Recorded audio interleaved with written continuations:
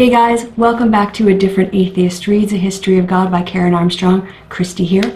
We are now into Chapter 1, but in order to tackle Chapter 1, we really have to get a bit of a roadmap. It's a big chapter. It starts on page 9 in my Kindle edition and then moves on to page 50, which is a lot of content. So I've broken the chapter up into pieces, and I want to tell you how they are going to fit together so that it makes a bit more sense. As I complained, Karen doesn't really have a tendency to tell her readers where she's going, and so you end up kind of following along and hoping that she connects pieces of information for you.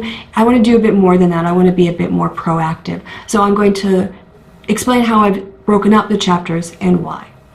Karen has an introduction in chapter 1 where she pretty much lays out the themes that I see her presenting throughout the book, namely her mythology of the history of her God, rather than the factual depiction of God through textual evidence.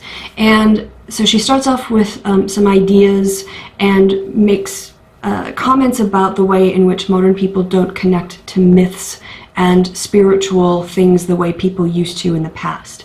And then to examine why it is that we've lost something, she wants to go back and look at these older myths and historical presentations of God and track them. So that's what the chapter ends up being about, and she moves from basically the time period from Mesopotamia all the way through, I think, until the sort of Greek philosophy. So there's a tremendous amount of time that she's covering in the first chapter, even with, say, 40 pages of text. But I think it's important that we break this up. So there's the introduction, the Mesopotamian background. She also then gives information about the Canaanite religion and some of its major players, because the names of those gods will be appearing in the texts that come up for the Torah. Then she moves into the Bible, where she discusses Abraham and on onwards. And then she does a section on Hinduism and Buddhism. I'm just going to skip that. In fact, whenever there's a section on Hinduism and Buddhism in A History of God, I'm just going to chuck it out. And there's a couple reasons why. One is I only have so much time in my life to do all this stuff, and although I am pretty familiar with Buddhism, Hinduism isn't an expertise of mine, and the book is called A History of God, not sort of a history of the Hindu gods and Buddhism and monotheism. So she really uses Hinduism and Buddhism, I think, as merely ways to contrast monotheism. So in the ways that maybe monotheism is slightly deficient, she might do a counterfactual with how Hindus approach this or how Buddhists approach this. And while it's perhaps interesting for people who are interested in comparative religions, in terms of the history of God, which is the main thesis of her book, I don't necessarily think it augments it that much to the point where we couldn't do the book without it. So basically, if you are interested in that aspect of her presentation and how she makes these things connect, then you can read the book and enjoy that part of it. But for the series, I'm just going to skip it for time and also just for relevance. Then, as I said, the last section is going to be on the Greeks and Greek philosophy and kind of starting to put together abstract notions that become important as the Bible matures, as shall we say, as a text, as other ideas from other philosophies start to enter into it and shape the presentation from what we see in the polytheistic, very personal gods, all the way up to the notion of logos, which is, of course, a Greek idea. So that's the general arc of chapter 1. It's a lot to get through. So as I said, I'm going to break it up. In this video, I'm going to discuss the introduction and things about Mesopotamia and the Canaanite religion. This will then set us up for a discussion of the Bible in the next video. And the other thing I want to do in this video is, of course, apply the concepts or the attributes that we had in our concepts video to look at the way in which ancient people understood their gods and the interactions with gods, so that we have, again, this baseline that we can use as we move forward. Karen starts by introducing the ideas of a priest, I assume, by his title, Father Wilhelm Schmidt, in about 1912, who had an idea that perhaps there had been a primitive form of monotheism that existed, and then people began to worship a lot of different gods afterwards. And then, if this is the case, Armstrong writes, If this is so, then monotheism was one of the earliest ideas evolved by human beings to explain the mystery and tragedy of life. The problem with her calling this a theory is that she says in a couple lines almost immediately after this about Schmidt's theory that it is almost impossible to prove this one way or the other, this idea of monotheism preceding polytheism. There have been many theories about the origin of religion, yet it seems that creating gods is something that human beings have always done. When one religious idea ceases to work for them, it is simply replaced. The problem I have with this is if something cannot be demonstrated one way or the other, then it's not really a theory. And I will pick up on this more in my critique video, which I think is going to be more ranting, but I don't know how to get away from it, so I'm going to have to rant a little bit. It might just be I'm ranting every time I react, but in this introduction, she then moves on to discuss this concept of the numinous and these emotions that people had, and that in the past people were more connected with their myths to a spiritual sense of the divine, whereas today she sees science replacing or interfering or disconnecting. It's quite unclear to me what her actual position is, but she sees a modern problem that we face is our disconnection with the myths that so much of human history has consisted of. And if I might, I'm just going to read a little bit. One of the reasons religion seems irrelevant today is that many of us no longer have the sense that we are surrounded by the unseen. Our scientific culture educates us to focus our attention on the physical and the material world in front of us. This method of looking at the world has achieved great results.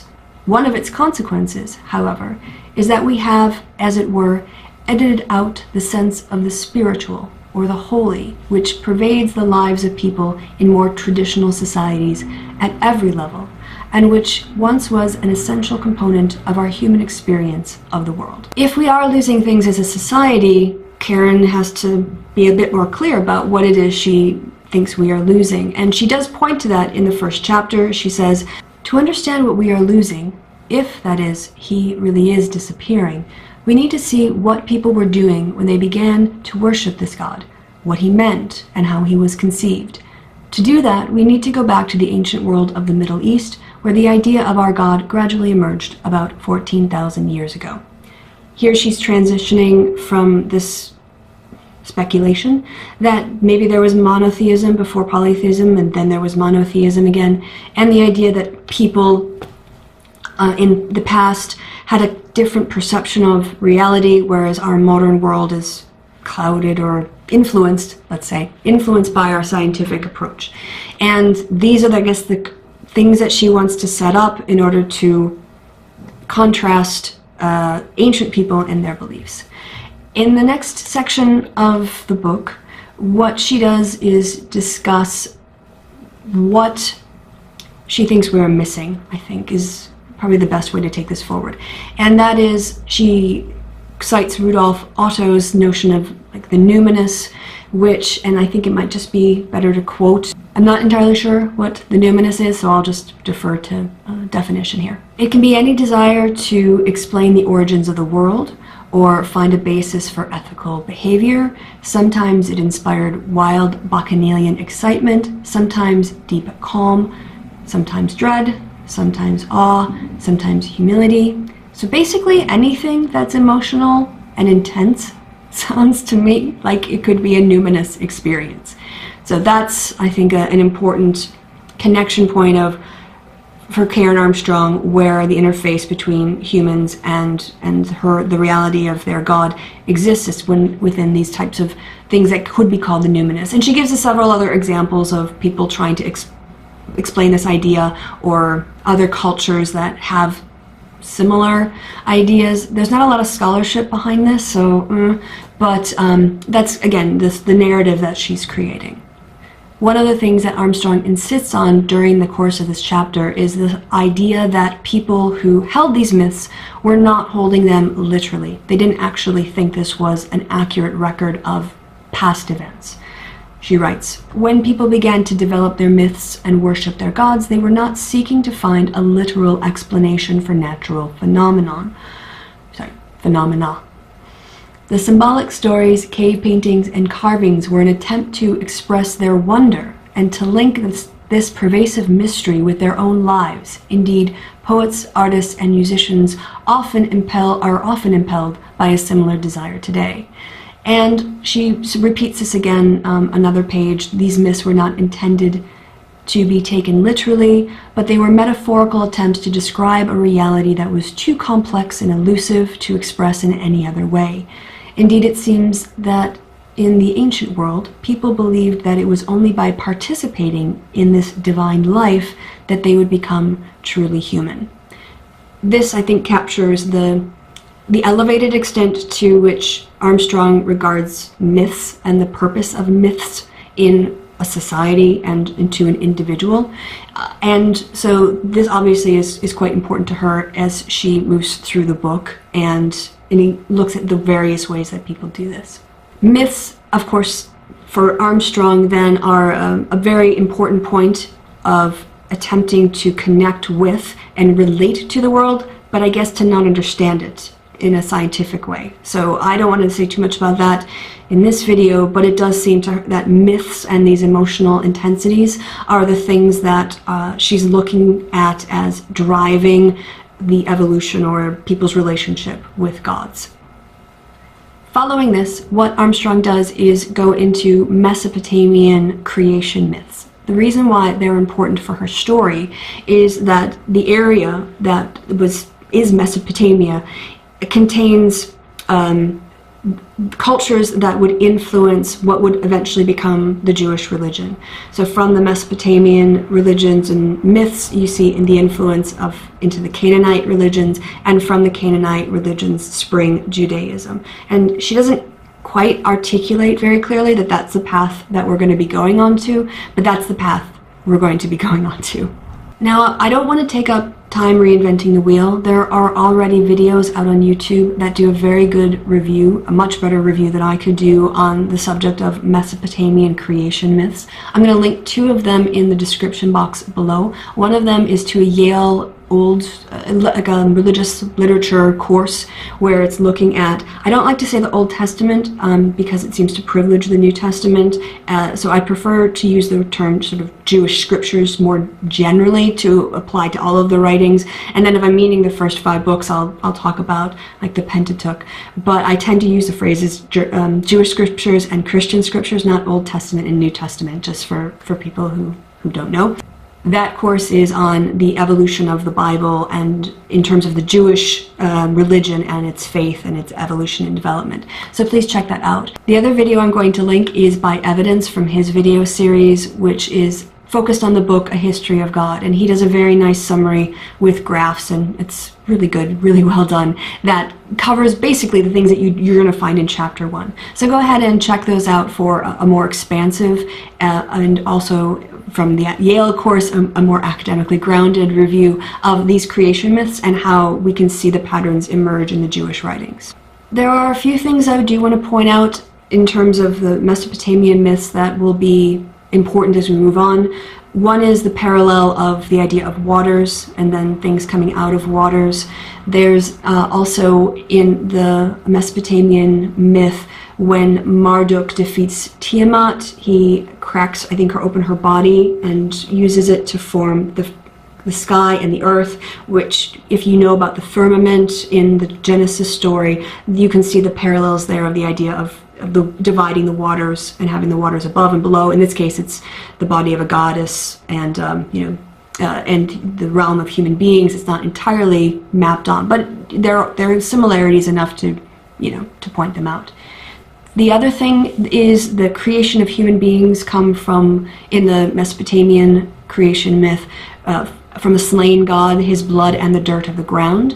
And humans were made by God from the blood of this dead god and the dirt to be workers. I'm pretty sure that the idea was that humans were going to serve the gods and do their work for them. So this is basically, you can see some of the parallels, but obviously some really important distinctions there when you compare it to the Genesis account. One of the last thing I want to do is sort of summarize the attributes of the gods that we see as Karen has described them in the Mesopotamian stories. And that is, they're temporal, they don't exist sort of beyond time and space. The gods are constrained, they fight with each other, they can die. It's obviously not omnipotence. The gods are geographical. The story takes place for that particular area and that particular city and people, and they feel a connection to their gods within their geography. We see the characters of gods evolving over time. They have different motivations, and they get in fights and things. So again, this sort of not particularly transcendent. They are a personal god in that they're human beings are created, and we'll see more interaction with these gods in the later stories. But it's not a transcendent sort of aloof thing. And perhaps more importantly, there is no moral framework here. Those kind of come later on when we get laws from human beings, but in the creation stories themselves, there doesn't seem to be any hint that the gods are supremely moral, supremely good, arbiters of justice, that they have any intention of creating a world that's centered around human beings and getting human beings to behave in a particular way that these gods think are moral. None of that exists in these writings. The last thing I want to discuss before I wrap up the video is just to point toward the Canaanite religions and the Canaanite gods, because you'll see that some of the names are going to come up again in the Jewish writings. The main gods that we're going to be dealing with, it seems to be, well, in the Canaanite religion, there was Yam Nahar, the god of the seas and the rivers. Then there was also Baal Habad, who was the god of storm and fertility. You had El, who was the Canaanite high god. And you had Asherah, who was El's wife and mother of the gods. So the names of Baal, you probably have, if you know a little bit about the Bible, you know the name of Baal. El is, again, a commonly used name in the Jewish writings. So we're going to see these ideas, these characters, shall we say, come up again and again.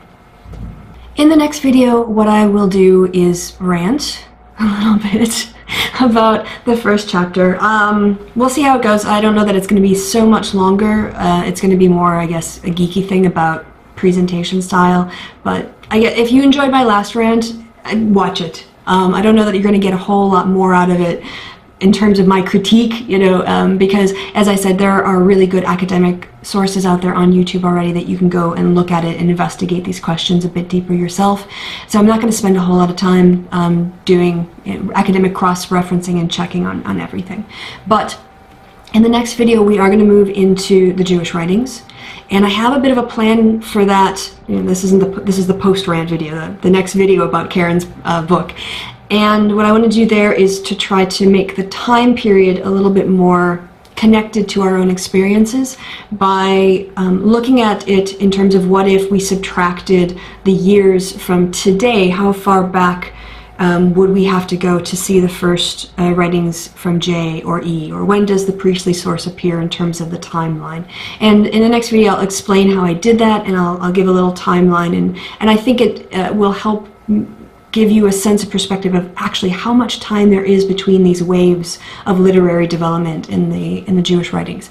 And so I want to point that out a little bit just so you have something to look forward to in the next video, because I do a lot of work preparing for these. And the other thing too is just to let you know also where it's going, so you can kind of be prepared when you come by the next time. I would also just like to take just a few seconds to thank everybody who's come over from Steve Shive's channel, who came over after watching his shout out to me, or if you've just found this too, hello, welcome to A Different Atheist Reads. If you've subscribed, thank you so much. The views are obviously the most important thing. I want to make sure people can see my videos and want to watch my videos. The likes and dislikes I don't really care so much about, but what I do care about are subscribers, because a subscriber says to me that you are invested enough in this content to keep up with it and follow it. And it is my intention to upload weekly so that you don't have to worry about me disappearing off of YouTube for ages and wondering what the heck happened to that book. So if you are a new subscriber or a subscriber for a while, thank you so much. And if you're new, welcome. I really appreciate your support. that will wrap it up for this edition. I hope you got something out of it, and if you want to do even more into Mesopotamian creation myths, please do check out the links in the description box below. This has been A Different Atheist Reads. Thanks for watching.